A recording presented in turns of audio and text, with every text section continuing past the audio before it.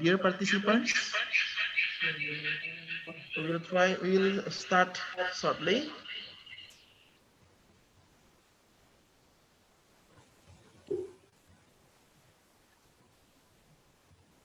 Pak Rifqi, can we start now, Pak Rifqi?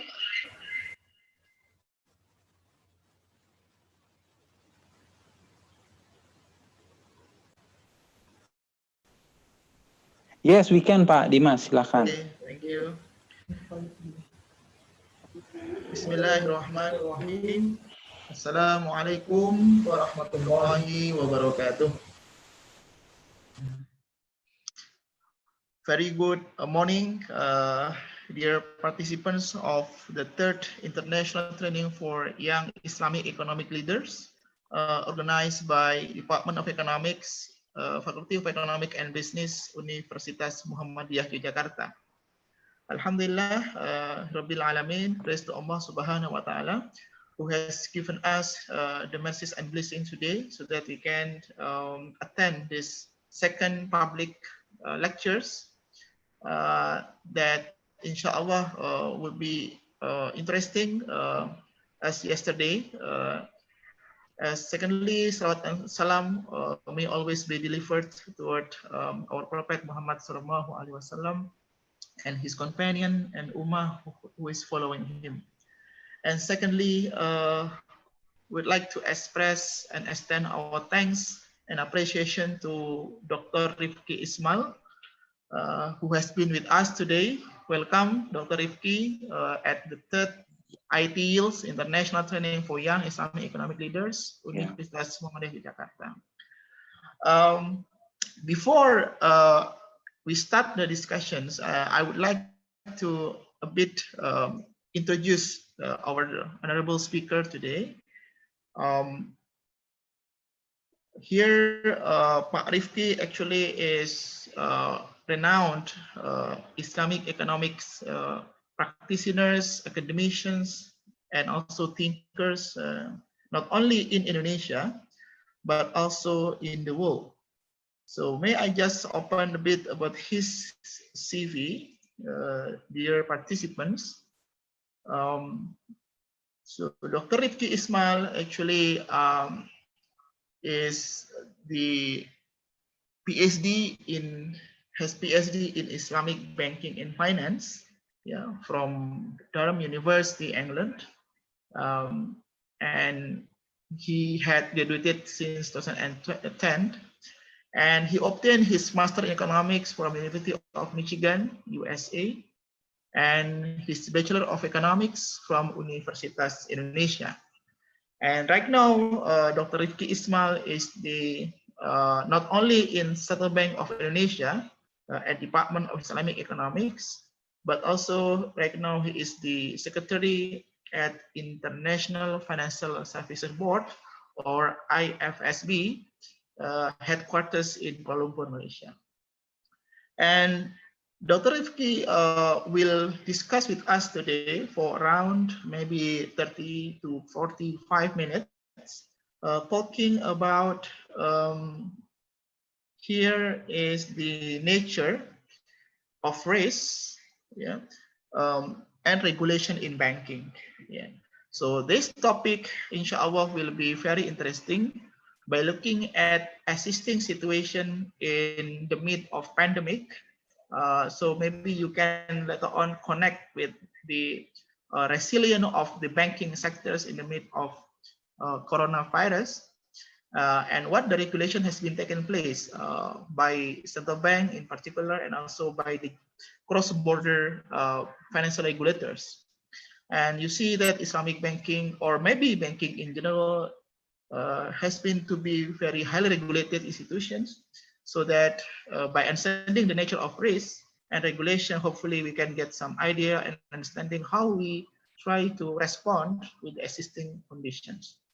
Okay, Pak Rifqi, I don't want to make you wait for a long time.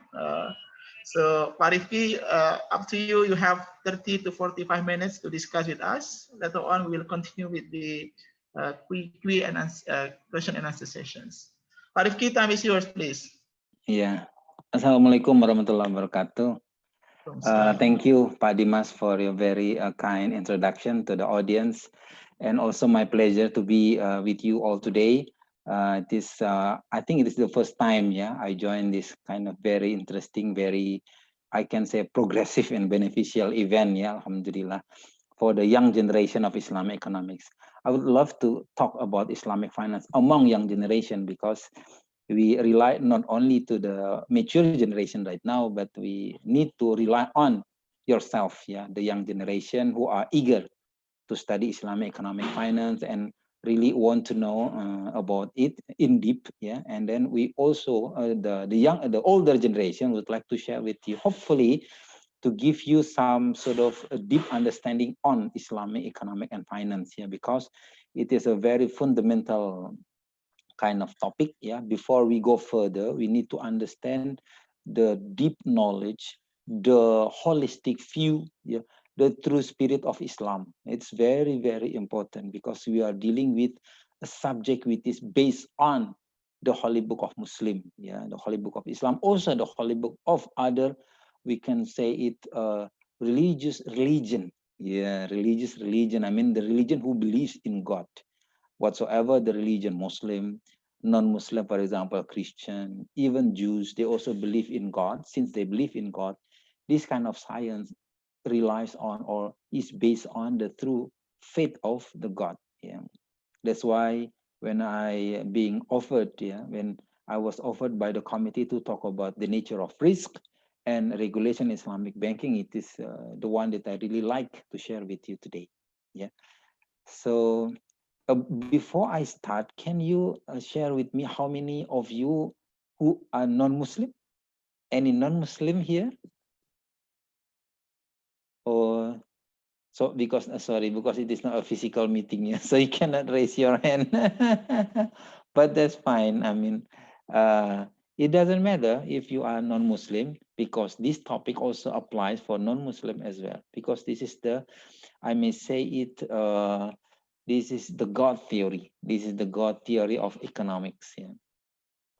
Okay, let me start by, yes, the next slide, please. The nature of risk, and then next, please.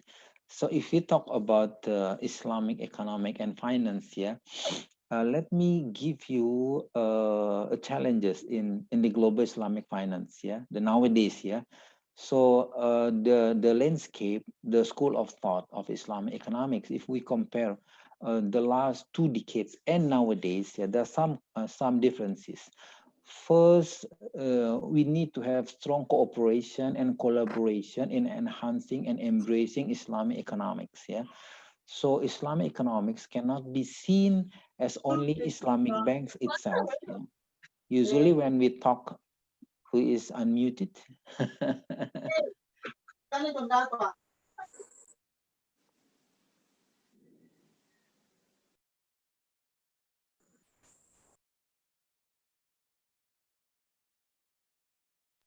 Sorry, my speaker is automatically muted. Sorry, it is unmuted right now.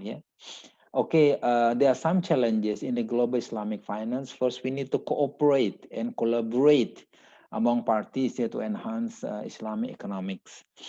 So it is totally different when we talk about Islamic economics, Islamic finance in the last 2 decades and nowadays, because we are now having the idea of strengthening the thought of Islamic finance to not only Islamic finance as a bank, but also Islamic economy. Economy is different than finance. Finance is part of economy. So economy is talking about larger scope of the item itself. Yeah.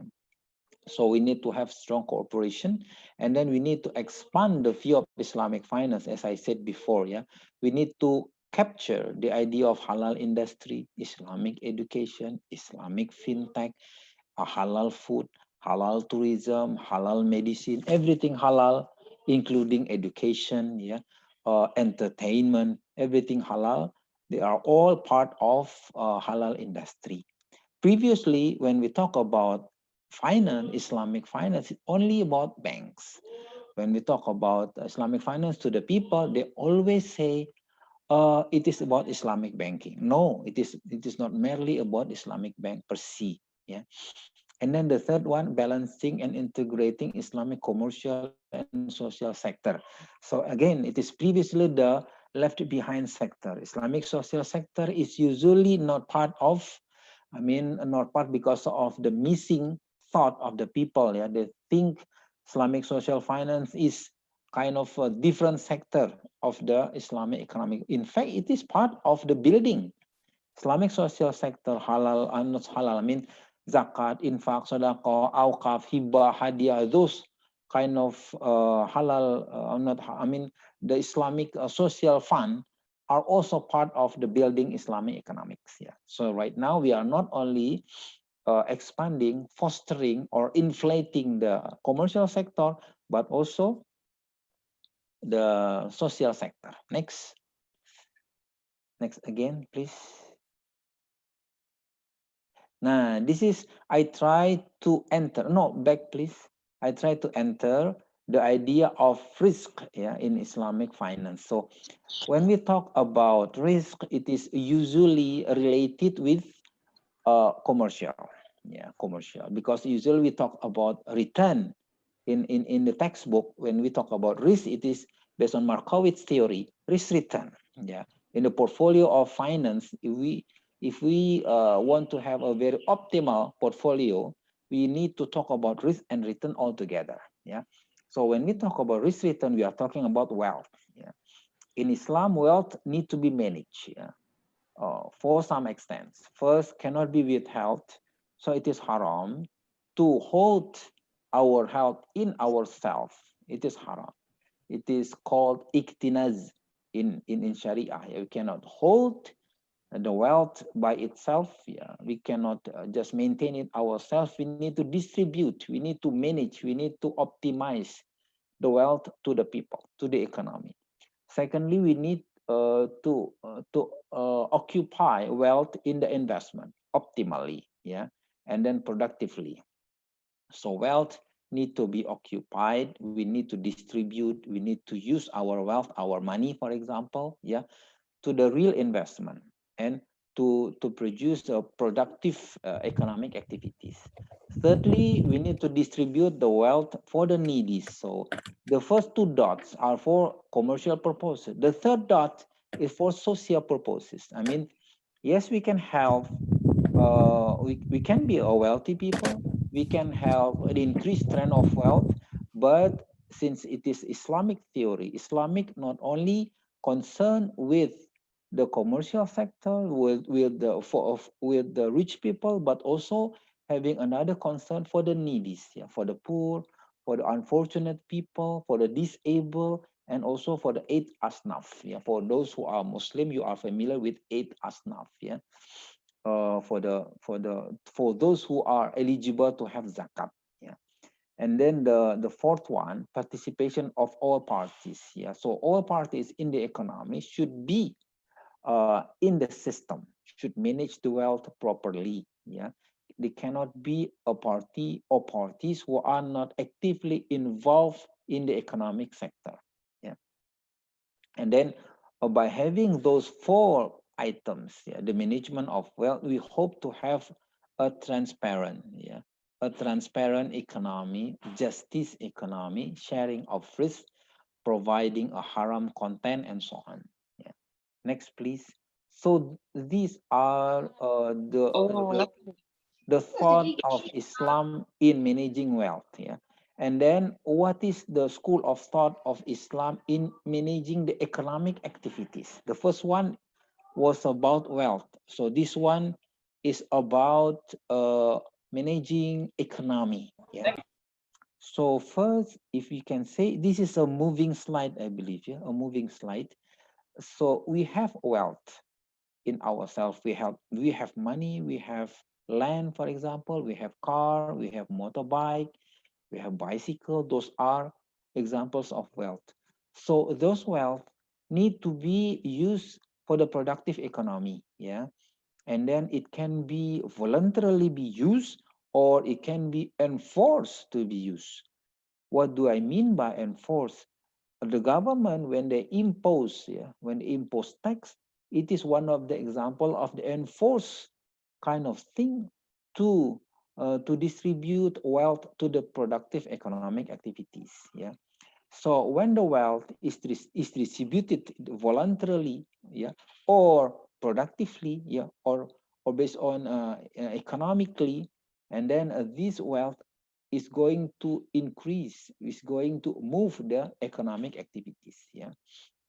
And then when economic activities are being active, yeah, it may at one day also increase the value of tax collected by government, also produce product output of the economy, which will improve the quality of the whole people, yeah, the wealth. I mean, when economy is getting increased, of course the output of the economy is inflating, yeah, and then when output is increasing, of course the price will be lower. Yeah, it is the theory of economy, demand and supply. Yeah. So the true message of this is the economy in Islam is required to optimize, to fully occupy wealth, yeah, to the economy. We cannot have idle money, we cannot have idle land, we cannot have idle asset. All of the wealth should be fully occupied in the productive and the real economy. That is the true message of Islam facing the economic activities. Next, please. Next slide. Yeah. So, and then we come up with the idea of risk. Yeah. Risk is close to the definition of gharar, uncertainty in Islam, in Sharia. So there is no specific term in Sharia which means risk. Risk is very close with the terms gharar. Gharar is uncertainty or ambiguity created by lack of information or control. Two, at least, yeah, two items related with gharar. If there is no information, it can create gharar. If no control, it can create gharar. Yeah, for whatever related activities. And then the size. Based on the size, there are gharar fahish, big gharar, and gharar yasir, small gharar. Yeah. So for gharar fahish, big gharar, yeah, should be controlled. Should be controlled. So we cannot let gharar fahish to extend. Yeah, we need to manage that. We need to control. We need to minimize gharar fahish. But then for the second one, gharar yasir, small gharar, sometimes, yeah, cannot be controlled because they are negligible, inevitable, and unintentional. Yeah, we are not aware that gharar faiz is existing. So, and then sometimes we just eliminate them, or we realize them and then we try to manage them as well. Yeah. Next. And then in gharar fahish, by behavior, the big gharar, the big risk in Sharia need to be managed. Yeah. First, based on behavior, there are natural gharar. Natural gharar means the economy creates uncertainty itself. Yeah. The uncertainty of the economy can come from loss, business loss, natural disaster, yeah, pandemic as well. Pandemic is natural disaster, natural kind of gharar. So it is part of risk. It is we cannot avoid pandemic. We cannot avoid natural disaster, calamities, asset destruction, business loss. Yeah, it can only be minimized or mitigate the impact of that natural gharar. Yeah, and Islam accept this. Natural gharar is acceptable in Islam. Next, please. That's why there is risk for loss, yeah, risk for calamities, yeah, risk for asset losses, something like that. So Islam accept loss which comes from natural kind of gharar, yeah. And then secondly, it is called created gharar, yeah. It occurs because of the human intervention, like gambling, impermissible contract, fake contract, invalid contract. So it is because of the human, because of the people, they don't obey the principle of Islam in muamalah. So they make fake contract and then they come with created gharar, yeah. They make a gambling contract and then they face the risk of created gharar, yeah. And then this type of intervention, human intervention, can have three types at least, yeah. Fraudulent acts, or taghir al-fi'li, taghir al-qawli, yeah, fraudulent statement, and taghir khidman, yeah, fraudulent concealment, the action, yeah. And then Islamic banks may not do and must avoid this created gharar, yeah. Because created gharar means creating problem of uncertainty or playing with uncertainty condition, yeah. If uncertainty condition comes as it is naturally, Islam treat it as a natural one.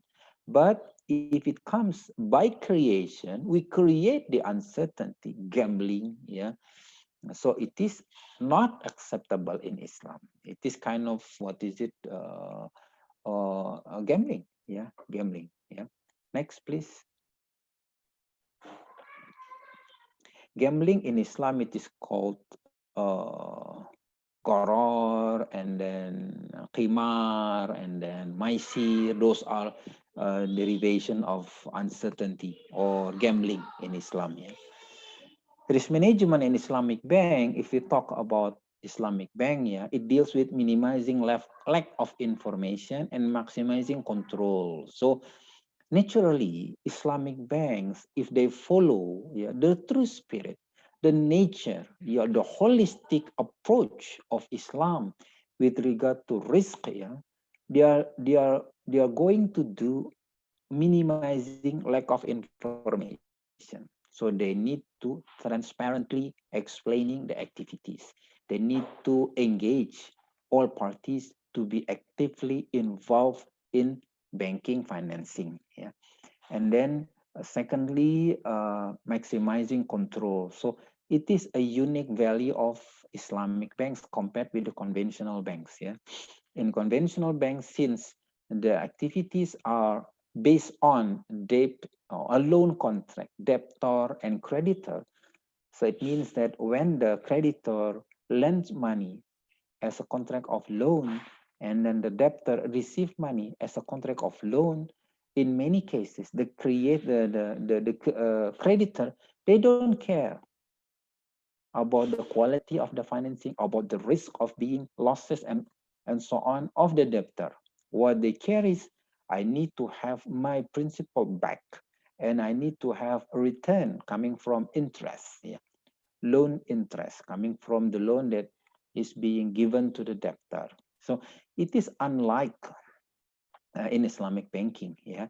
Islamic banks is purely partnership kind of banks, yeah.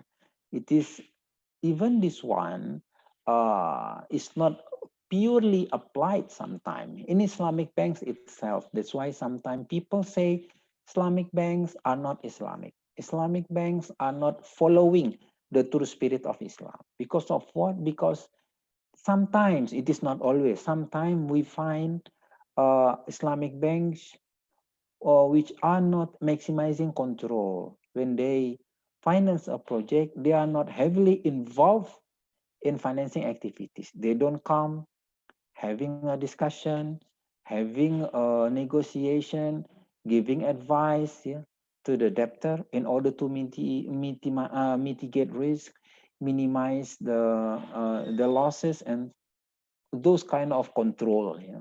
So because it is partnership, requires active interaction, intensive interaction. So this is the true spirit or the nature of Islamic banks here. If we don't follow this, we are going to have risk. So this is the idea of risk in Islamic banks. Next. Next again. So this is the interesting figure, I think, yeah, hopefully to you as well, yeah. So it shows us that the various risks in banks are inherently mitigated or solved based on Islamic approach, Islamic risk approach. Yeah. For example, when depositors, when investors, they pledge money, they put money as an investor, yeah, in Islamic banks, and then it may solve the risk of withdrawal, displace commercial risk, liquidity risk.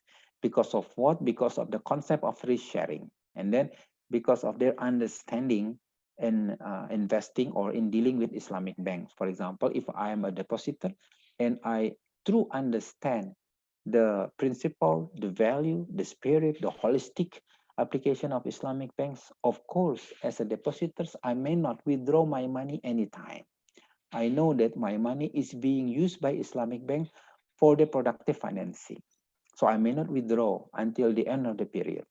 And then for Islamic banks, since they know that the money is pledged for the sake of utilizing it to the real sector, they are going to use it optimally to finance the real sector. Yeah. So it also mitigates the risk of credit, risk of default, counterparty risk, and so on. Because of what? Because of the business partner, they do also understand that the money is coming from Islamic banks. It is coming under Sharia principle. So they need to be trusted. They need to utilize the money properly under the Islamic principle. So they may not do something prohibited coming from the contract. So it may eliminate automatically the credit risk, default risk, counterparty risk, and so on. Yeah. Also, Islamic banks are also regulated by the authority, yeah, OJK and BI in Indonesia. Yeah. So this is also one to mitigate legal risk, supervisory risk, systemic risk, monitoring risk, and other type of risk. Yeah. And then economically or from the macro perspective, yeah, the operation of Islamic banks are also very welcome with the macroeconomic risk, yeah, exchange rate risk, rate of return risk, inflation risk, and so on. Because of what? Because of first understanding, you know, duly understood depositors. They do understand the principle of Islam, especially Islamic banks, and they don't expect certain risk, certain return coming from the investment, because they do understand that Islamic bank is really operating based on the real sector performance. So they cannot target certain return. They cannot ask certain return because it is purely based on profit and loss sharing. So risk return coming from exchange rate risk and so on, they are automatically being mitigated in the scheme of Islamic contract. Next, please. So it is totally unlikely happening in conventional bank. Yeah. And then types and type of risk in Islamic banks. Yeah. So risk management. Next, risk management is the successfulness of financial institution to manage funds and provide well expected return. This is the true theory of risk management. Does it apply to Islamic banks? Of course, it applies to Islamic bank as well. But the way Islamic banks manage risk management is different than the conventional parties. Yeah, as I mentioned before, the way we manage risk, the way we treat risk, the way we value risk are different compared with the conventional one. Yeah. So, and then secondly, it prevents a bank from financial failure. Of course, yeah, risk management tend to prevent bank from financial failure. And then insolvency, liquidity, distress, build a good communication, and so on. And then also it measures and explains every type of risk. Yeah. So risk management not only try to mitigate, try to minimize, try to control, but also measures and explain every type of risk. That's why, based on the previous slide, yeah, we have drafted the type of risk from the perspective of Islam as well, and in particularly Islamic banks. Next, please. In general, it is necessary for the robustness of the overall financial system and the economy, because when we talk about risk management, we talk about the stability, the financial system. So since we are operating risk management in Islamic banks and other financial institutions, we are talking about the financial system. So meaning that if we have a robust risk management under the principle of Islam, we hope to have stability of the Islamic financial system. Risk management unexceptionally becomes part of Islamic banking institution, as I mentioned before, with its unique characteristic and operation. What do we mean by unique characteristic? First, Islamic banks are operated based on Islamic principle, Islamic value, Islamic theory, which come from the Holy Book of Muslim, which comes from the statement of the Prophet, which comes from the theory of the companion, the companion of the Prophet, and so on, until the current ulama. Those are the sources of the Islamic banking operation. While in conventional one, I may not say they are not following the Holy Book. Sometimes they can say we also follow the Holy Book, but the mechanism, but the operation is different. Yeah, are different from the one in Islamic banking operation. And then third one, risk in financial term is usually defined as the probability that the actual return may differ from the expected return. And then we can also plot, we can also graph, yeah, the various types of risk. Next, please. I give you the picture, yeah, the picture of risk, yeah, in banks. So we can classify. There are various types of classifying risk, yeah, but it's one of the examples. First, we can classify risk as financial risk, business risk, and operational risk. Yeah, financial risk is the risk related to credit, market risk, liquidity risk. Yeah, default, downgrade risk, counterparty risk, market related to commodity, equity price, interest rate, exchange rate risk, even the growth of the economy risk, and so on. Liquidity deals with the, sometimes we can call it a mismatch between asset and liability, also related to the immature of the financial market. And then second one, business risk is related with the operation, with the utilization of the money, of the liquidity. So sometimes we have the improper planning, which create planning risk, yeah, improper organization, which create organization risk, and so on. Strategic risk is related to R&D risk, and right now we are facing the pandemic situation in which some of the regulators have told us that we need to construct, we need to develop the digital system, because we are now facing with the condition of a pandemic, which requires us to have digital activities, right? Like right now, we are having a digital lecture, digital event. Yeah, we need not to have physical appearance. Yeah, we can just look into our laptop and then we join the event. So it is R&D risk, one of the examples. Yeah, product design, market dynamic, and so on. Operational risk, yeah, it relates with the people, legal, system, external, equity investment. Those are examples. Yeah, there are a lot of derivation of operational risk. Next, please. So as I mentioned in the beginning, those kind of risks may come naturally because we violate the spirit of Islam, because we are not complying with the principle, with the value of Islamic economics or Islamic finance, and in particularly Islamic banking. It is human nature. For example, we are sick right now. Why are you sick? Because I keep smoking, for example. Oh no, no wonder, because you are smoker. So smoker tends to have sick, for example. Why are you sick? Because I'm a drunkard. I like to drink. Of course, you are, because you are violating the health, the health advice. Yeah. So that's why no wonder that you are having a problem with your health. Why are you having COVID-19? Because I don't follow the government rules. I don't do a physical distancing. Or no wonder. And then you are now having COVID-19 disease. So something like that. When Islamic banks, they don't follow the true spirit, the holistic value, the principle of Islam in doing business, in doing Islamic banks, and they can have some sort of risk. So, and then this is only the explanation of the risk that I mentioned before in the graph. Yeah, financial risk, it is the exposure that result as in a direct financial loss uh, to the assets or to the liabilities of the banks. And credit risk, it comes from the performance of the financing. Yeah, payment obligation, settlement, clearing, and so on. Next.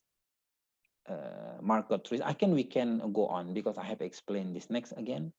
Next again. Next again. Next. Oh no. Wait. This is the cyber risk. This is the newly risk being faced by us nowadays because we are now having the new challenge called digitalization. So by having digitalized of all activities, we are of course need to anticipate cyber risk of the digital system. Next, please. Also, the other important one is the withdrawal risk, fiduciary. These are normal. This is natural risk. Next, again. The other one is the unity of the system. Yeah, based on digital type of IT. So when we digitalize all of our activities, for example, banking is based on digital system, lecturing, education is based on digital system, and then transportation, everything, trading are all based on a digital system. So one very risky risk is the risk of becoming digital itself. Yeah, the risk of becoming digital itself, meaning that it is very easy to stop the activity of a countries. Yeah, for example, to stop activities of a country by stopping its digital system. When we stop the digital system of a country, and all activities of the country are being stopped, no activities, no trading, no education, no everything, because it is based on one system, which is digital. So it's very, very dangerous. Yeah, very dangerous. So we need to anticipate this one as well. Next. So this is again, since we are talking about the nature of the risk in banks, and particularly Islamic banks. Yeah. First one, Islamic contract. So when we talk about Islamic contract, the pious depositors need to understand the consequence of dealing with Islamic banks, meaning that no guarantee, no fixed return, no return on demand deposit, and you cannot periodically withdraw your money, yeah, from the banks, because the money is being used by the banks, yeah, used by the banks for productive activities. And then the bank itself, the Islamic bank, need to mitigate risk through the risk sharing with depositors. In practice, if we see the practices of Islamic banks in the world, not only Indonesia, in the Middle East, in Asia, yeah, in European countries, most of them are usually reluctant to apply a purely risk sharing concept, profit and loss sharing concept, because they are trapped, if I may say that, and they are trapped, or they are requested by depositor to keep paying, yeah, a routine of fixed or targeted return. It's very difficult for them. It is not in their default, to be honest. They are sometimes trapped in the system of conventional kind of mindset, yeah, to keep paying the well-expected return. So by having a true spirit of Islam, Islamic bank itself, yeah, themselves need to manage the funds properly based on Islamic principle. Next. Next again. Economic risk. So we are not denying, Islam is not denying the economic risk. So the risk coming from activities of the economy or the market. Yeah. But what we need to do is to minimize, yeah, minimize and the risk coming from the economy by having intensive discussion, negotiation, and then communication, interactive engagement, and so on. Yeah. And then regulator is also very important. When there is potential of risk, regulator can come and regulate the economy, regulate the industry in order to avoid such kind of risk happening in the industry. Yeah. Next. This is also a capture of the risk faced by Islamic banks. Yeah, Islamic banks or Islamic financial system, they can have non-economic risk, also economic risk, and beside that, they are also having operational risk and business risk. And inside that, they are in micro perspective, they are having financial risk, liquidity, market, and credit risk. What are types of risks that are coming from non-economic? Political risk. These are also type of risks which can impact the performance of Islamic banks. Yeah, political risk, uncertainty risk, social risk, disaster, and so on. Yeah, so we are not only tackling, we are not only handling the risk coming from economic activities, but also non-economic activities. Next, because non-economic activities are also a nature of risk in Islamic banks. Yeah. So again, what are some problems when we are operating Islamic banks? First, Islamic contract requires a close relation with the real sector. So it is not Islamic contract. It is not Islamic purely financing if it doesn't relate with the real sector. We cannot say, for example, for those who are Muslim, you cannot say that you are a Muslim unless you are performing salat. I'm a Muslim. Do you salat? No, I don't salat. Oh, okay. So we cannot say that you are a proper Muslim. You are not a pious Muslim because you don't do a salat. Something like that. In Islamic banks, if the contract is not related with the real economic activities, it is not Islamic bank contracts. Yeah, it is not a Sharia contract. Secondly, market risk. So it applies directly or indirectly with every Islamic contract. Because of what? Because it is coming from the real sector activities. Next. Next again, early stage of development. Yeah, sometimes the problems coming from the early stage of development, because as we know, at least in Indonesia, for example, Islamic banks are operating for, I think it has been operated for like 2 decades, more than 2 decades. Yeah, almost 3 decades, the operation of Islamic banks in Indonesia. In other parts of the world, there are sometimes more than 3 decades. Yeah, in Egypt, the first Islamic banks was established in 1963, if I'm not mistaken, with Gomer Bank, 1963. So it has been more than 3 decades already. And then, but it is still early compared with the conventional one. Yeah, so sometimes this kind of condition may lead to some sort of risk. For example, lack of infrastructure, regulation, eligible human resources, lack of product innovation, and so on. At least I may give you one example. Most of the Islamic banks in the world, they are lacking Islamic scholar. There are very less Islamic scholars available in the market or available in the industry, while the industry is very progressive. Yeah. So we need to have more Islamic scholars, more Islamic bankers, more Islamic economists, more halal industry players, more players to come, and we are expecting from you, young generation. Yeah. If you are still bachelor, so you deserve to be my son and my daughter. So we rely on you. Yeah, we rely on you to be the next generation of Islamic economics, I may say. I may not say Islamic finance, but see, I need to say Islamic economics, yeah, in general. And then Islamic banks are free from interest rate risk. Yeah. But yes, my material will be shared. Someone is asking. Yeah. you can ask this from the committee. Yeah, Islamic banks are free from interest rate risk, yeah, but indirectly impacted by it. Yeah, so we are not applying interest rate. Of course, it is haram in Islam. Yeah, it is not allowed. But indirectly, we are impacted by the operation of interest. Something like this.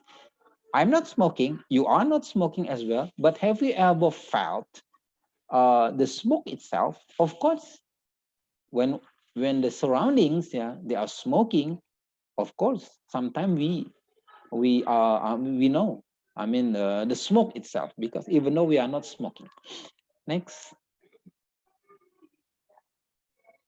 Now, this IFSB standard try to guide risk management. Next.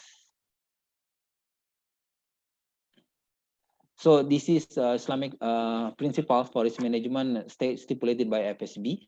So FSB requires all of the financial institutions to have a good process, sound process to execute every risk in the banking operation. Also, they need to have adequate system of controls, as I mentioned before, controlling, communicating, negotiating, interactive discussion, and so on. It needs to be very intensive. Yeah.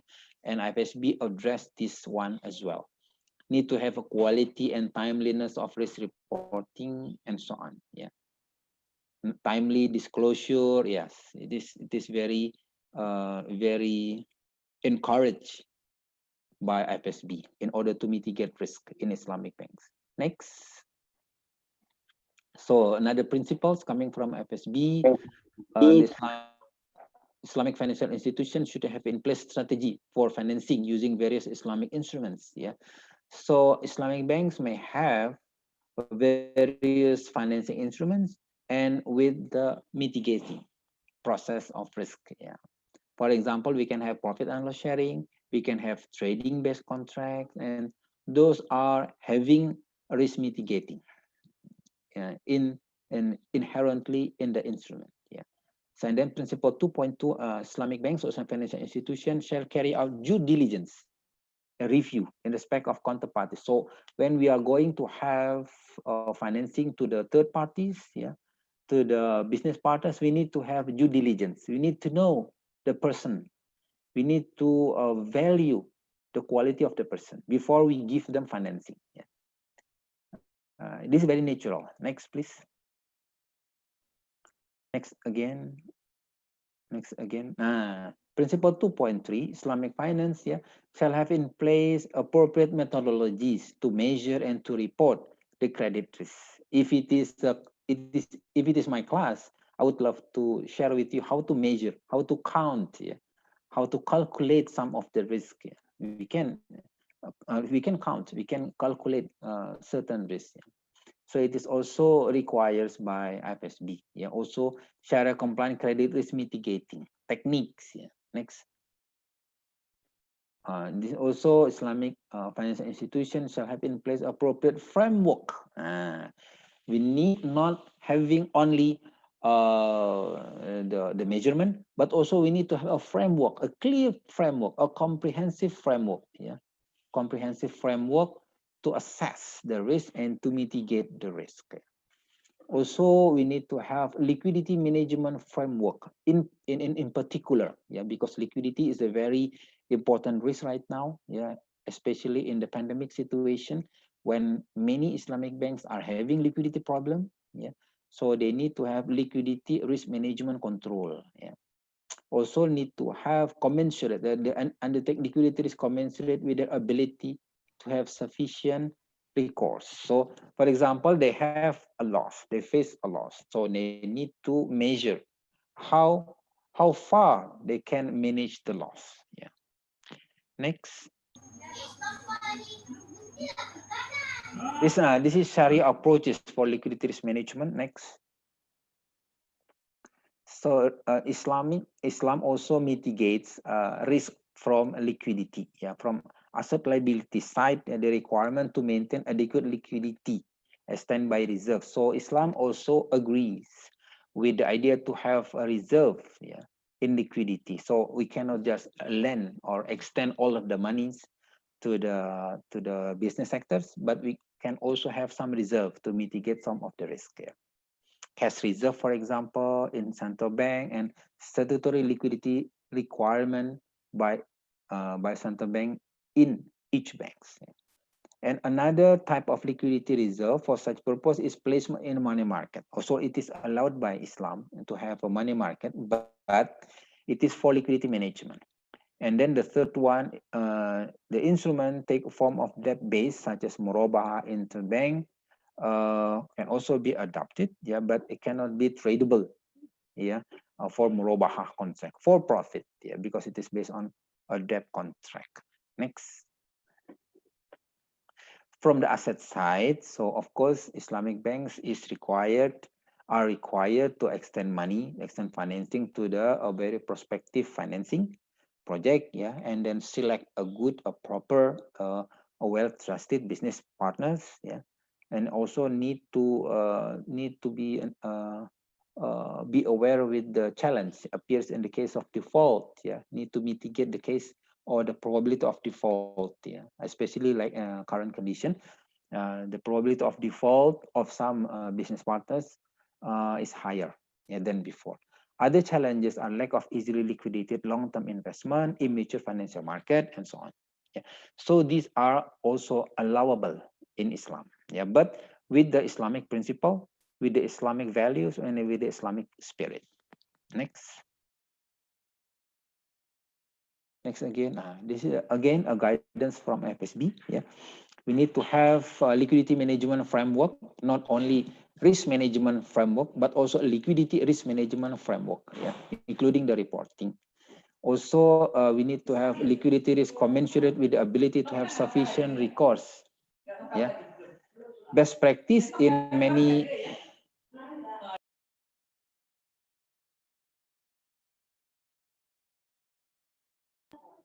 Okay, and then best practice in many Islamic banks, yeah, they identify the involvement of investor, Islamic bank, business partners, and their shareholders, yeah, stakeholders in dealing with liquidity risk. Next, so Islamic banks in the country, this is the good picture as well, yeah. So this is not only showing us, yeah, the mechanism of Islam in managing risk, but also giving you some sort of ideas, yeah, the requirement, yeah, stipulated by Islam in order to have well risk management. Yeah, for example, for the depositors, they need to understand Islamic banking principles, yeah, Islamic banking operation, also understanding non-Islamic activities, riba, speculation, and so on. And then for Islamic banks, they need to have liquidity risk management, a framework, yeah, mechanism, techniques, and so on. They need to have prudential financing allocation. They need to have supporting information. They need to have high profit orientation of portfolio allocation. Yeah. And then from the real sector, from the business sector, need to have liquidity instrument preparation, external fund, yeah, for emerging liquidity risk, insurance, takaful is also allowed in Islam, yeah, also default mitigation. So these are the requirements, you know, for all parties in having a business with Islamic banks. Next. So to be honest, this has been explained, to be honest. Next is only a wording kind of explanation. Next. Next again.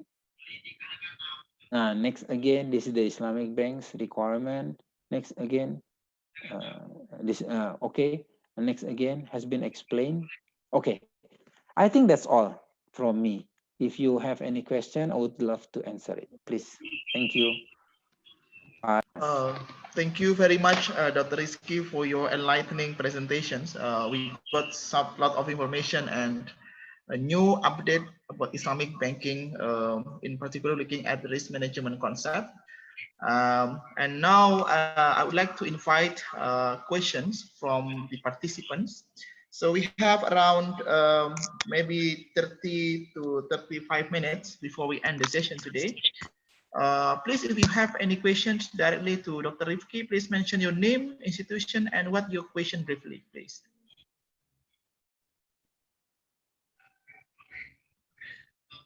Any questions, sisters, brothers? Okay. Meanwhile, waiting for the question, here we have a chat, Dr. Rifqi. Yeah. There are some questions in the chat Yeah, room. in chat here from sister here. The first is her question is about the dual banking system, Pak Rifqi. Is there any different approach to manage the risk within this dual banking system? What are the specific risks to handle with? Yes. A very good question, to be honest. It's very interesting. Smart question, to be honest. So first, according to my exploration, there is no single country in the world, having a full-fledged of Islamic economic system except Iran. Iran is having full Islamic economic system because because to be honest, all of the banks are owned by government. So when the government of Iran say, okay, I want all of the banks to be Islamic, and then they are all Islamic because the government is the sole owner of Islamic banks. While the others, like Indonesia, we are operating dual banking system. So what are the differences? What are unique cases of risk in dual banking system? Of course, when we have dual banking system, the risk coming from conventional will also be the risk coming to Islamic banking units. All Islamic banking itself in the system. And then secondly, the capital of Islamic banks is usually coming from the conventional parents company. And then there is also risk here. So again, so under dual banking system, there is also the regulatory risk. When a regulator, for example, the authority, they want to impose a certain regulation, they need to consider both systems. The regulation, for example, for the minimum capital should also apply not only for conventional, but also to Islamic. When they want to stipulate the minimum requirement to establish a new branch, they need to stipulate it for both. What are requirements to stipulate a new branch in conventional and new branch in Islamic banks? So these two systems need to be considered. And then what are the others? Besides those for the general problems of risk, also a unique risk of Islamic banks. For example, when Islamic banks need certain liquidity problem, liquidity instrument or liquidity coming from central bank, they need to have it as well. Central bank need to have specific liquidity provided for Islamic banks. And also they need to have liquidity provided for conventional banks. But then another problems coming from the application of interest rate by conventional counterpart. Because when interest rate is still applied in conventional, the Islamic banks counterpart may also be having this similar risk indirectly. Also, you may not believe if I say Islamic bank is still benchmarking with the conventional benchmark. If you have time after this event, you may search from the Google any kind of sukuk in the world, and then you can have a look on the price of that sukuk. They may say return of the sukuk is certain percent over LIBOR. LIBOR is conventional benchmark. London Interbank Offer Rate. So whatever the London Interbank Offer Rate, which is coming from interest rate, and then certain part of it or on top of it is the return for the sukuk. Can you imagine that? So because of what? Because we don't have any certain Islamic benchmark in the world. So we are still relying on conventional benchmark, which is coming from interest. So those are the consequence of having a dual banking system, dual economic system. Hope it explains your questions. Okay, thank you, Dr. Rifqi. A bit, I'm continuing your answer, Pak Rifqi, regarding with the benchmarking of the existing Islamic banking practice. I remember what you wrote the last few years about the index, not index, the real rate of return, So have you? I think you had written some issue on this, whereby this real rate of return would be used as a reference to value the return that practiced by Islamic banks, so that we don't need to refer to the existing benchmark. Yes. What do you think about that? Yeah. Thank you for reminding me this. So starting in 2012, Bank Indonesia with the help of universities, it is not done by ourselves, So we engage universities to help us, to construct. We call it a real rate of return. So this rate of return is not coming from interest-based system. It is coming from a real sector. So we compute the real rate of return of the real sector, and then we construct the system and we come up with the rate. Alhamdulillah, in that time, and when we match the rate coming from interest and the rate coming from real rate of return of the Islamic one, we find similar kind of pattern. Alhamdulillah, and it was so interesting. So it doesn't mean, it means that we don't need to rely on conventional rate, because when we compute our rate, which comes from real sector rate, the rate is almost similar, and sometimes a real rate of return is higher than the conventional rate, which is interest rate system. So, but then since it was 2012, and then the Department of Islamic Banks was moved to OJK, and then that project was a bit stopped, a bit delayed. Right now, we are activating this project again.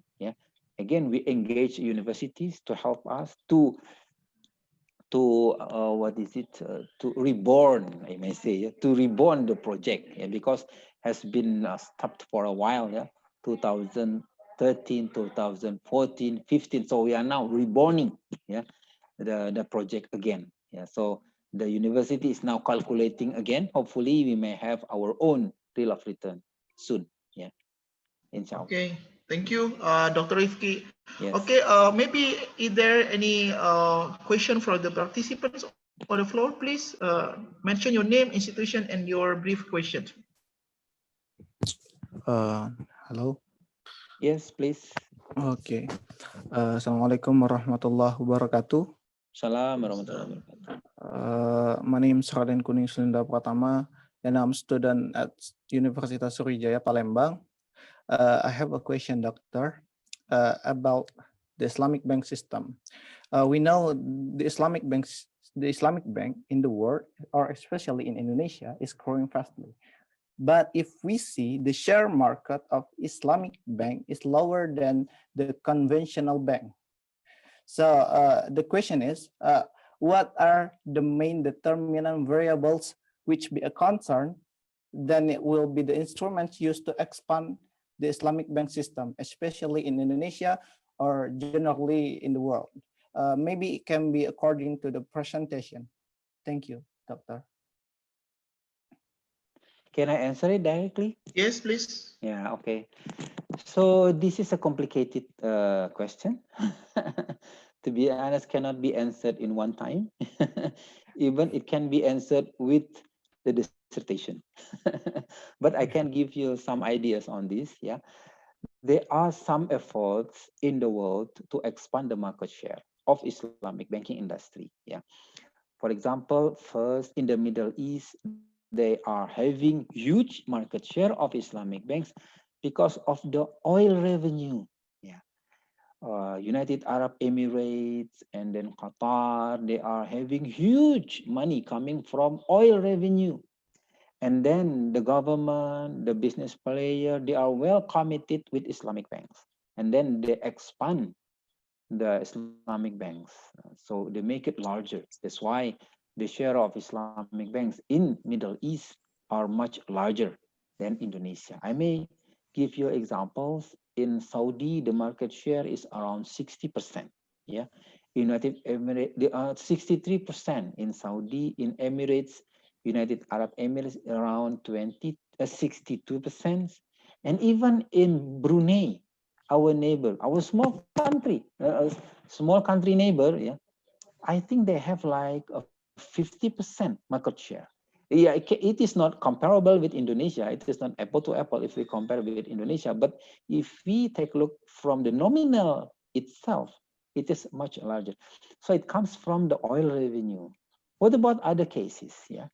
In Malaysia, the market share is huge. Right now, they are having like 26, 27% of the market share because of the government intervention. It is because of the political intention.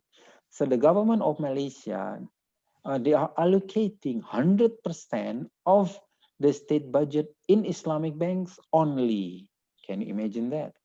The state budget of the Malaysian government is only managed in Islamic banks. So the Islamic bank is managing trillion of ringgit, yeah, of the state budget in the banks. So they are having huge liquidity. Of course, the market share expanding very tremendously. Yeah. What about Indonesia? We are having different approaches.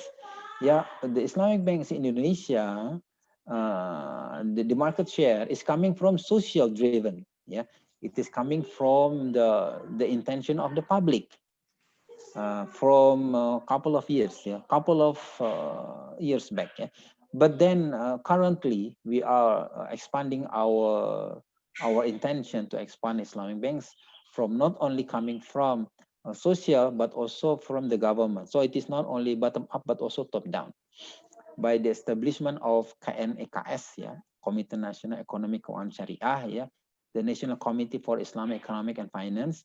This is one of the good intention coming from the government to expand the share of Islamic finance, but also Islamic economics, yeah. Not only Islamic finance, but also Islamic economics. So we are now having two approaches altogether in Indonesia. Hopefully, we may see a huge development in Indonesian market share. Yeah. Thank you.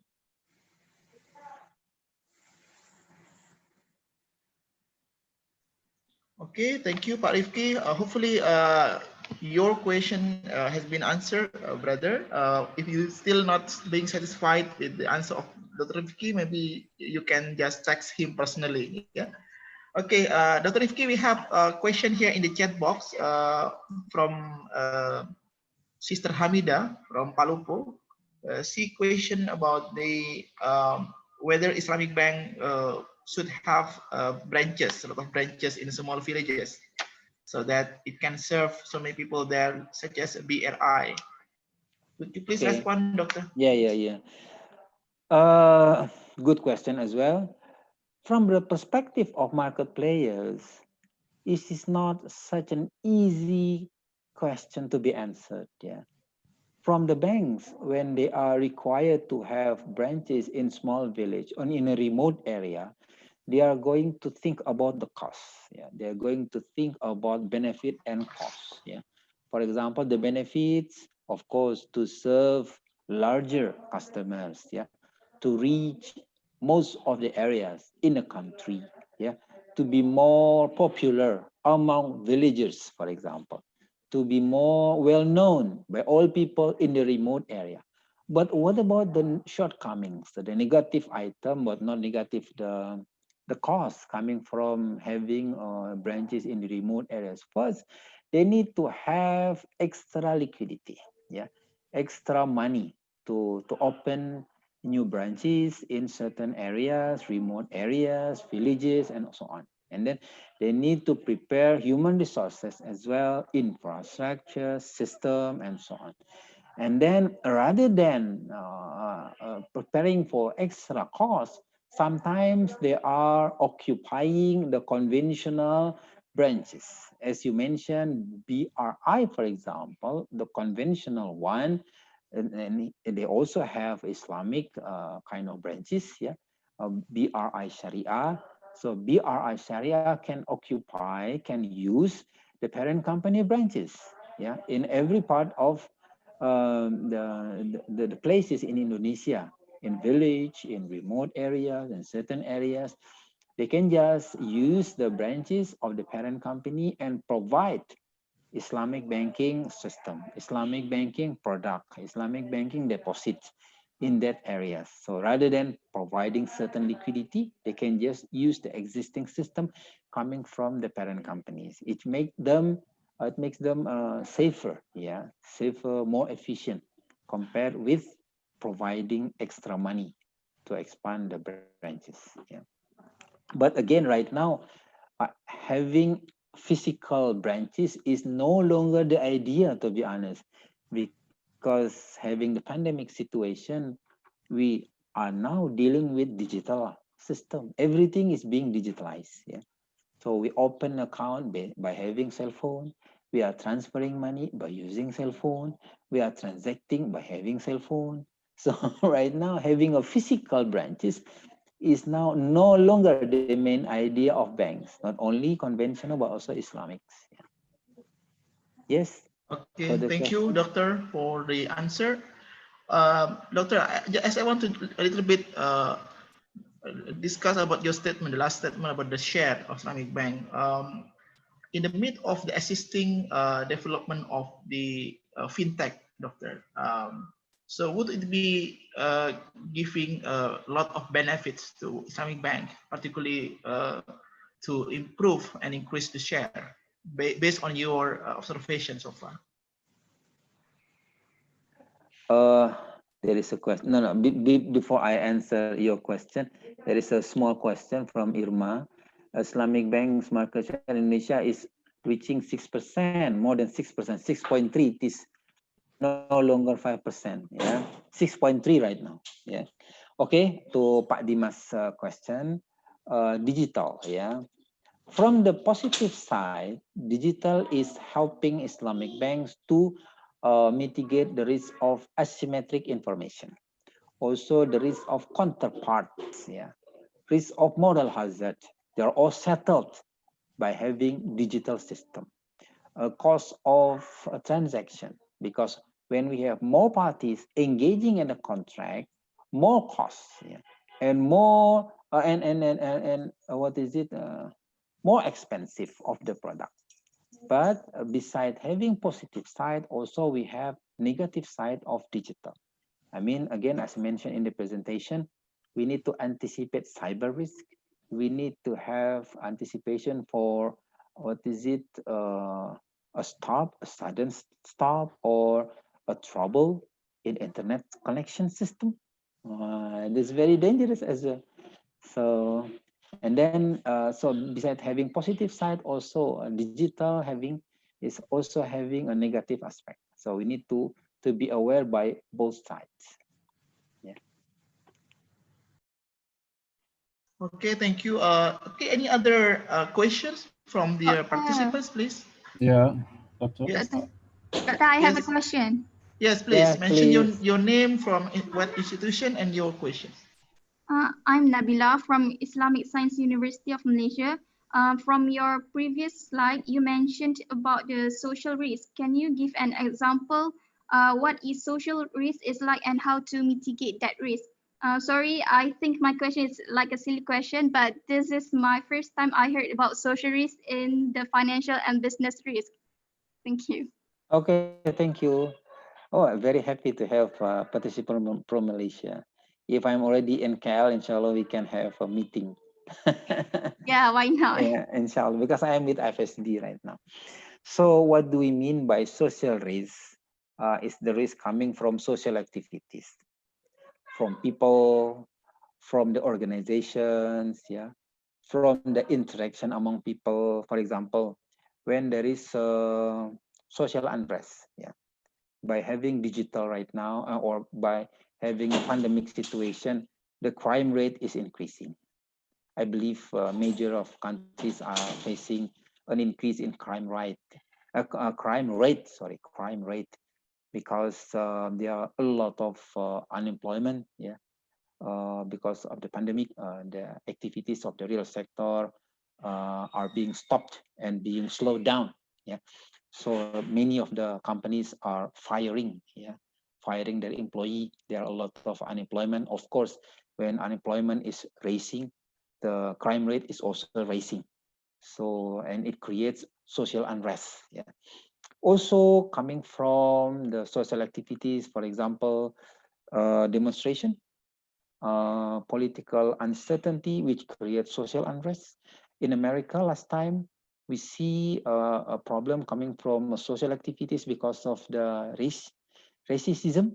Yeah, what is it? Black people is being assassinated. Yeah, was being killed by the police, and then it creates social unrest, social protests, and it creates also problem with the economic activities. And then what else? A lot of social unrest. Yeah, also social problem when, for example, when there is an uncertainty in the leader of certain province. Yeah, the missing gap of the leader, for example, also can create social and political instability in a certain jurisdiction or in a certain place. And of course, it can create a problem in the economy. To be honest, economy is the derivation of other social economic problem. For example, a pandemic.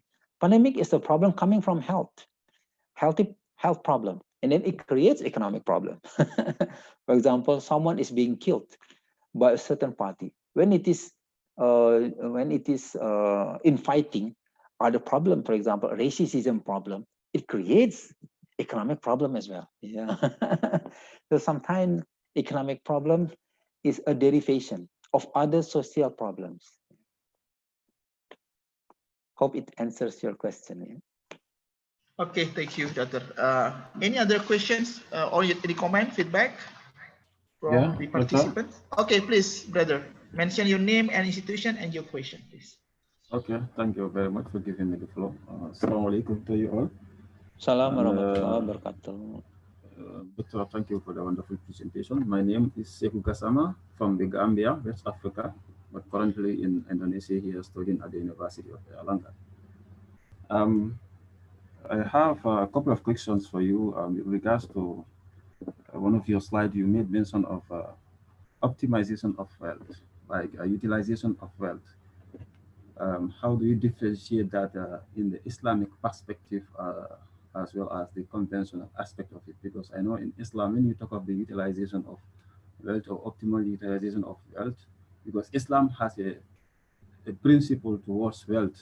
You may be wealthy, but it doesn't belong to you entirely. This is where zakat comes into play, because at the end of the day, at the end of the year, you have to take a certain proportion of your wealth and then share it to the needy people, as you rightly mentioned in your presentation. And that's a very important thing. And I think if you look at the socialist, perspective of governance has a more relation with that. This is what I always debate with people on that aspect. If you look at their, most of their policies has to relate with Islamic aspect of that. If you look at our zakat. Now, that's with regards to the optimization of wealth in Islamic perspective and conventional perspective. And this will take me to the next question of tax system. How do you relate the conventional tax system with regards to the zakat? Because this is the reason why I brought this forward. You made mention of this, you talked about this, but the reason why I brought it forward is like, I've seen many people, because I'm in business, but I've seen many people, sometimes they will see paying zakat is unfair to them. Like you pay tax, and then from there you come and pay zakat, whilst your competitors are no more into that. But I feel like, you know, I always debate with people if you have that aspect of perspective, because I know maybe it's lack of your understanding. But how can we relate these two as Muslim countries in order to try to avoid and also, you know, sensitize people to understand what is the tax system of maybe zakat and the tax system? Because I know tax also is something that needs to be paid. But some business guys will feel like, I pay tax and I come and pay zakat as well. This is double payment. So how can we you know, unify our system in such a way that, you know, we can make up comfortable for the best purpose? I think I will stop here, and thank you for your wonderful presentation.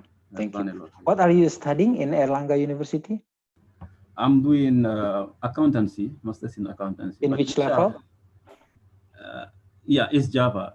No, I mean, in bachelor, I know. In bachelor, master, or PhD? No, master's, S2. Master's. Oh, S2, mashallah. Yeah. And then my plan is to do, you know, Islamic banking and finance in PhD. If you are lately admitting and then studying PhD in Erlangga, you're going to see me, inshallah. Oh, okay, no problem. Because I'm lecturing in University of Erlangga, but in PhD, only in PhD. Okay. Inshallah, hopefully we'll meet in future. Yeah, inshallah. So your question is very good, very interesting. Yeah. a very smart question as well. So this is the true value, the true principle, but even and also even a very holistic principle of Islam, in what we call wealth management. Yeah, because when we have wealth and then we are required to manage it in Islamic principle. Yeah, first we need to ensure that our wealth is occupied properly, fully in the real sector. That's the first principle. We cannot hold the wealth for idle activities. For example, we have land, we have an empty land, and we don't do something on the top of the land. It is prohibited in Islam. We need to have all of the wealth, all to be managed in productive activities, in the real sector, in productive economic activities. Secondly, we need to ensure that in activating, in managing, and occupying, in utilizing all of the wealth should be based on Islamic principle. Islamic value, I tend to say not only Islamic principle, because all of the Islamic entities are saying we are following Islamic principles, but in other perspective, the public always say you are not applying Islamic principles. As I mentioned before, sometimes Islamic banks, they are referring to conventional kind of benchmark. So I tend to say not only Islamic principle, but also Islamic true value, Islamic true spirit, and the holistic value of Islam.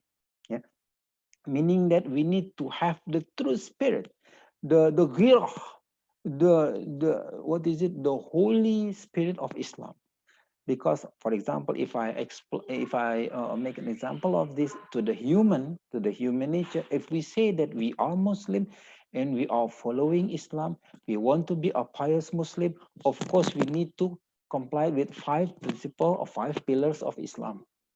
We are saying shahadat, we are performing zakat, performing salat, and so on. Yeah, so same as in Islamic banks, and also managing wealth. Yeah, managing wealth, we need to occupy, we need to manage all of the wealth based on Islamic spirit, Islamic true value, Islamic holistic principle, and so on. And then thirdly, we need to be aware with the social activities. Yeah, this the third principle as well. So when we are getting wealthier, when we are getting richer, it is not our own. Allah said it is not your own money. There are some parts of them owned by the needy, yeah, owned by the poor people. So we need to pay zakat. We need to pay sadaqah. Zakat is part of sadaqah. Yeah. For those who don't know about this, zakat, infaq, and everything all are part of sadaqah. There's only one Islamic instrument which is called sadaqah. Under sadaqah, there are waqaf, there's zakat, there are infaq, there are hibah, hadiah, and so on. Yeah. But what do we mean by sadaqah is the good thing, the good activities, the good social activities. When we do good activities, yeah, it's called sadaqah. If I smile, it is sadaqah as well. So please be aware, if you are smiling, if I'm smiling, I'm giving you sadaqah. Please do broaden your perspective on the sadaqah itself. Yeah. So, and then the third one, do the social activities. When we are having extra money, having extra income, or getting richer, please do perform your social activities, social obligation. Zakat is the obligatory, but another forms of social contract like infaq, sadaqah, those are voluntarily, yeah, but really encouraged in Islam. And then what about zakah and tax? These are, to be honest, a very debatable item as well. Yeah, there are certain countries which apply tax as the deduction of zakat, and then other social contract as deduction of the tax, but also other countries which don't apply this principle. Zakat and tax are different. And then various application of this. In Indonesia, we treat the payment of the social contract, zakat, as the deduction of the tax, but not the rate itself, yeah, but the amount, if I'm not mistaken, yeah. The rate is still there. The rate of tax is still there, but the amount to be paid is lessen if we pay zakah. In the national system, because we call it Basnas, yeah, Badan Amil Zakat, the national body collecting zakat. So they are, if we pay zakat through this body, so the system is working. Yeah. Thank you for the question. Very interesting, to be honest. Okay. Okay, thank you, brother and doctor, for the response. So we have extra 10 minutes before we end this session. Any other participants that want to raise a question or comment to Dr. Rifqi, please? Excuse me, sir. Okay, please, brother. Yes, please. Sir, may I ask a question, sir? Yes, Sure, please you mention can. your name, institution, and what your question, please. My name is Muhammad Yazid Awari from University Muhammadiyah Yogyakarta. My question is, in the current state of the pandemic, we all experience an escape circumstance which cost us money. From this material, we can know the risk of loss and risk of events. I would like to ask what steps will ensure that in this case a response can go well without obstacles, sir. Thank you. So sorry, your question, if I'm not mistaken, is how the response of Islamic banking in the midst of the existing pandemic. Is it correct? Correct, sir. Okay, Dr. Rifqi, please. Okay, thank you. Can you listen to my voice? Yes, Yes, can. sir. Okay, yeah. Okay, there are some rules of Islamic banks in the pandemic situation. These facts are not only coming from Indonesia, but also from abroad, because last time IFSB had a discussion, deep discussion with the regulators from abroad, from all of the countries, with regard to the role of Islamic banks in assisting the pandemic situation. First, they are assisting the liquidity of the creditors. First, for example, they make a moratorium. So no need to pay the principal, the payment of the contract. So for example, when Islamic banks they give financing to certain debitor, and then the debitor is having problem because of the pandemic to pay the routine payment, and then Islamic bank say, okay, you don't need to pay the principal, the payment for nowadays, until a year, for example, until 6 months, so you can continue paying your debt, for example, after the pandemic. That is one of the examples. And then secondly, Islamic banks also forgive, in some extent, forgive the payment of the very poor debtors. It is very, very true, to be honest. I find this fact in Islamic banks in Indonesia. So they also not only Islamic banks, but also Islamic rural banks, and also Baitul Mal wa Tamwil. They just forgive the payment of the principals when the debtor, when the business partner really are really having a problem, a bankrupt, for example, having a problem because of the pandemic, and they are going bankrupt. So okay, since you have a very small amount of the payment of the debt, okay, you can forgive you. No need to pay anymore. You just go on with your business. So and then another types of the rule of Islamic banks are not applying penalty. For example, when there is when there's a defer payment of the principal of the murabaha contract, and they don't apply penalty. No need to pay penalty. That's free for you.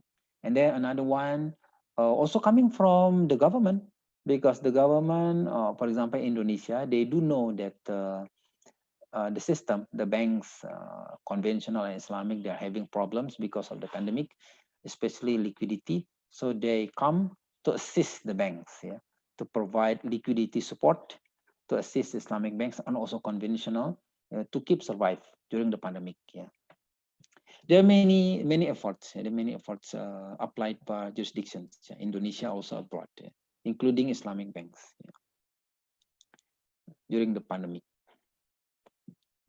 Okay, thank you, Pak Rifqi. Pak Rifqi, there is one question before we end the program for Sister Novilia Aisa.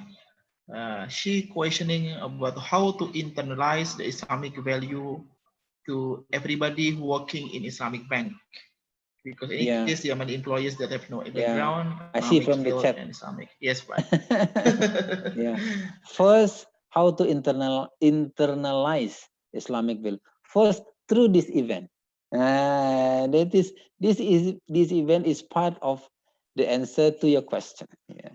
This is one of the good example to internalize Islamic value to each people, because hopefully we expect you to have a career in Islamic economics activities. You can be Islamic trader, you can be Islamic or halal players, you can be Islamic bankers, you can be Islamic regulators. Who knows? Yeah. Or if you're already there, you can keep continuing that. And then by having the partner, by having a participant of this event, you have, inshallah, internalize the Islamic value in your understanding. Yeah. And then what about the rest who don't follow, for example, this event? They don't have such a lucky as you, yeah, to understand the Islamic value coming from this event. Yeah. First, the institution, for example, Islamic financial institution, they need to have a continuous training,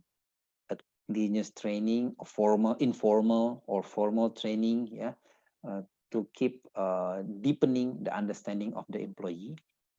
Secondly, they need to have further study, for example, take master, take PhD in Islamic economics.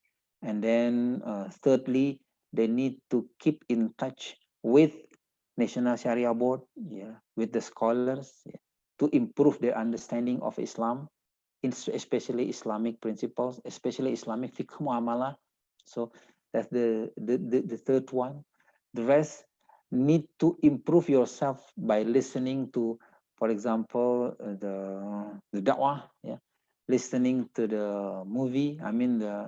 The various, you can watch from YouTube. Yeah. There are a lot of lectures there on Islamic banking, for example, suku, various Islamic, not only in finance, yeah, halal industry. In most of Islamic countries, we are not differentiating between halal or non-halal product. Everything is halal in Indonesia, unless it is being said haram. So whenever we do business, it is halal. For example, when you sell, mukena, when you sell shoes, those are all halal. When you sell everything, bicycle, those are halal. Because in Indonesia, everything, and also a majority Muslim countries, yeah, Malaysia, also a majority, and what as a Nigeria, they're all Muslim majority countries. Everything being sold in the market are halal, except being stated haram, yeah, by the authorities. Yeah. So when you do business based on Islamic principle, it is still part of halal economy. Yeah. So we do expect you to be part of the system. Yeah. And improve yourself, yeah, by attending the event, further studying, listening to the ulama, yeah, keep improving yourself, everything. Yeah. Okay, Pak Rifqi, there's any question, Pak Rifqi, from other participant about the recommended papers about determinant variables about the Islamic banks. Do you have any suggestions on the papers? For what? Sorry. Here there's a question from our brother here asking about the papers here. Some papers that discuss about determinant of Islamic okay. banking system. Yeah, any Yeah. recommended papers? Yeah, according to Oh, your. there are a lot of papers. You can search from Google. It is a common topic, and a lot of researchers have done some researches on this. Yeah. So like the factors affecting the Islamic economic activities, the expanding of Islamic banks, but the common factors that are known by the public are first the understanding of the public, especially depositors, business partners. Secondly, support from the government. Thirdly, expanding the role of the ulama, Islamic scholars. Fourthly, trying to Islamize the Islamic, the economic activities by applying Islamic contracts, and then trying to change our lifestyle into Islamic lifestyle. This is a common jargon right now, so we need to be Islamically lifestyle. So by having Islamic dress, by having banking with Islamic banks, by having education with Islamic education. It doesn't have to be economics, but also Islamic fashion, for example. What else? Islamic medicine. It's also Islamic. It's also part of the Islamic economic. Yeah. Also, there is a question because I'm also looking at the chat. Yeah, there is a question coming from Mbak Irma. Amar Ma'ruf need to be, of course, yeah. From the spirit of Islam, Amar Ma'ruf Nahi Munkar is part of the spirit, to be inserted in Islamic economic activities. But to be honest, for those brothers who are not Muslim, we cannot say that you need to be Muslim first, or you need to follow Quran because they are not a Muslim. We can say to them that this is the Holy Spirit of God.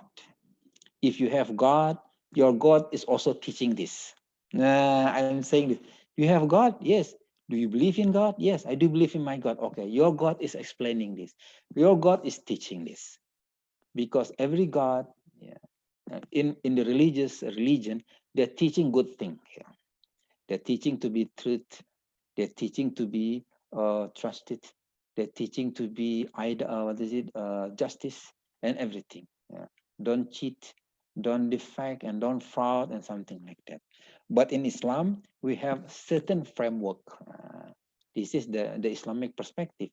We are having a certain framework, certain theory, and application by not only theory but also values, spirit, or motivation. By having Islamic economics. And also, not only Islamic economics, to be honest, I mentioned to you, in other systems are also Islamic. Islamic political, also Islamic. Islamic education, Islamic health. Why do we forget this? Islamic health, halal vaccine. That is Islamic health.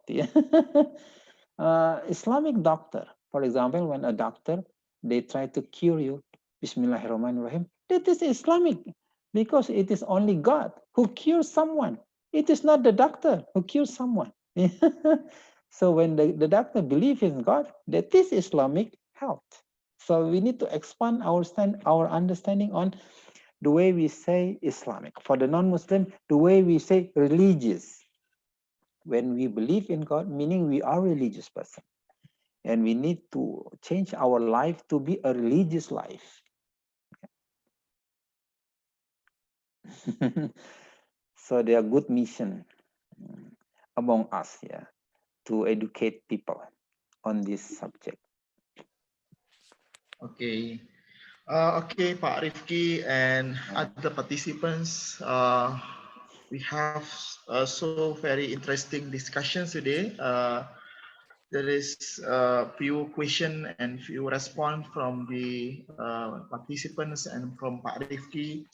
And all in all, we may agree that Islamic banking and finance is developing in terms of the practice, in terms of the research, in terms of the human resources, and lot of things, but must be done in terms of how to make the Islamic banking that we have right now is really, or Rifqi say, true spirit of Islamic banking.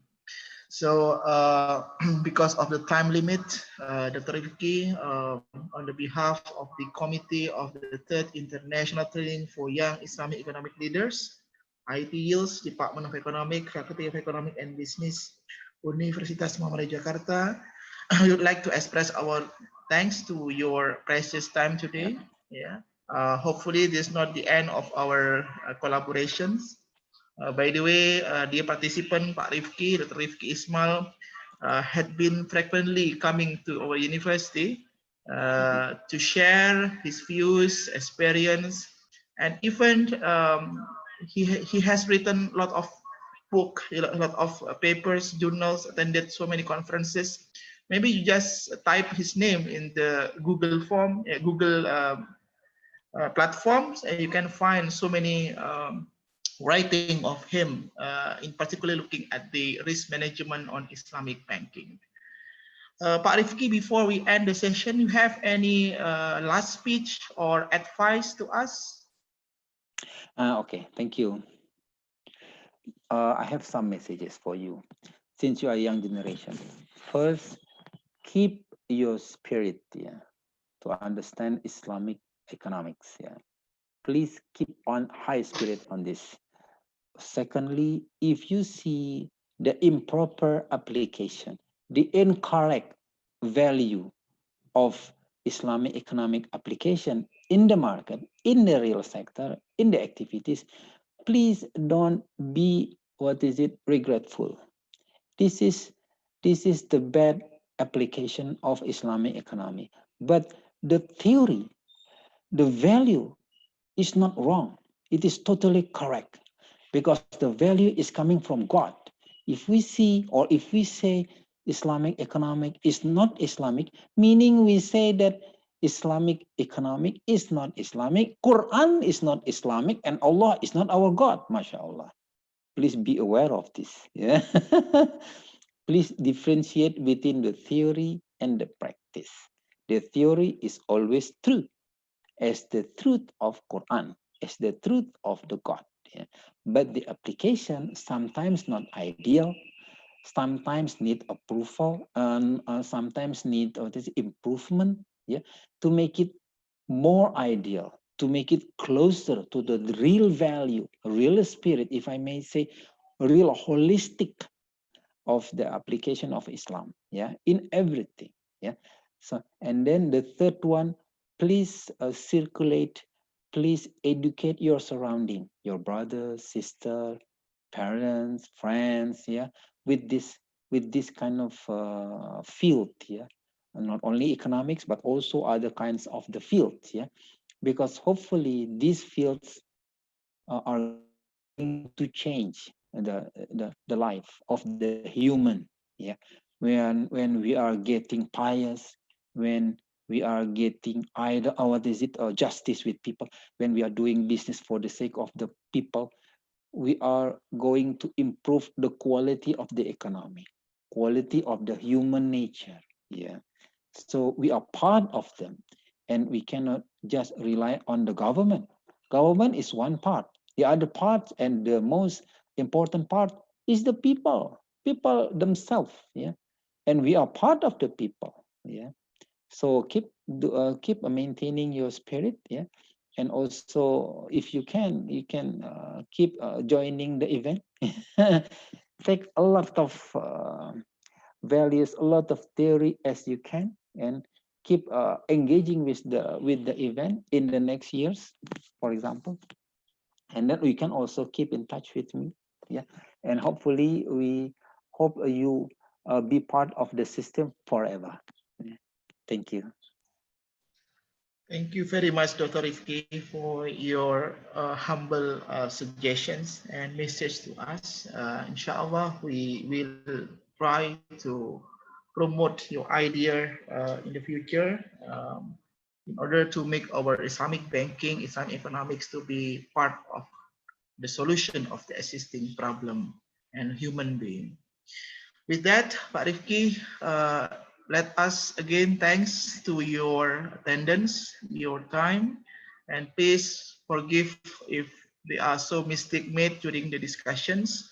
And And inshallah, we'll meet again as soon as possible in the next session, or maybe if we coming to you Malaysia or in Jakarta, hopefully we can meet with you, Pak Rifqi. Yeah. Okay. Dear participants, before we end our discussion, this is a humble reminder for you. Inshallah, at 1 p.m. until 3 p.m. today, we will have another public lectures that will be delivered by Dr. Iman Sastra from Sultan Gabos University, Oman. Yeah, so you are advised to be join these public lectures, inshallah, today at 1 until 3 p.m. The detail will be informed through your WhatsApp group. With that, Pak Rifqi and all the participants, we end this session with Alhamdulillah together. Alhamdulillah Rabbil Alamin. Thank you very much. Thank you. Wassalamualaikum warahmatullahi wabarakatuh. Thank you, Doctor. Thank you. Thank you, Doctor. Thank you. So, Nice to see you. Thank you very much, sir. Thank you. Assalamualaikum. Waalaikumsalam. Ih, bagus banget materinya, ya Allah.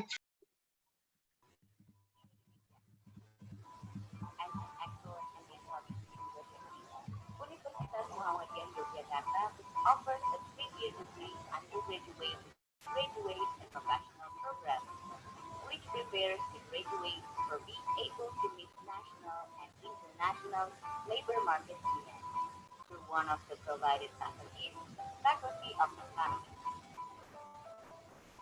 The world's rapid economic growth implicates educational institutions to foster and make changes to embody a better educational system and to confront global challenges in economic and business realms.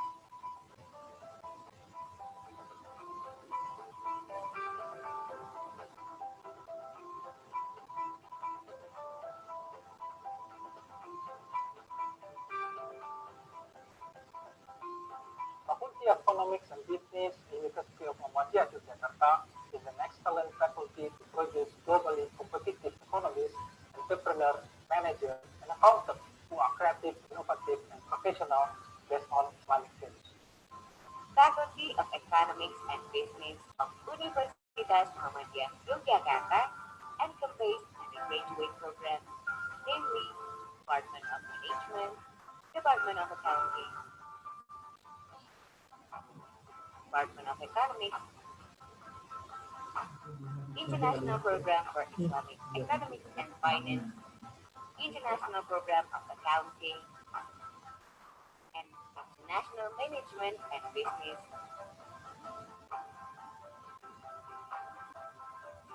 as well as graduate programs with a Master of Management. The teaching system at Faculty of Economics and Business of University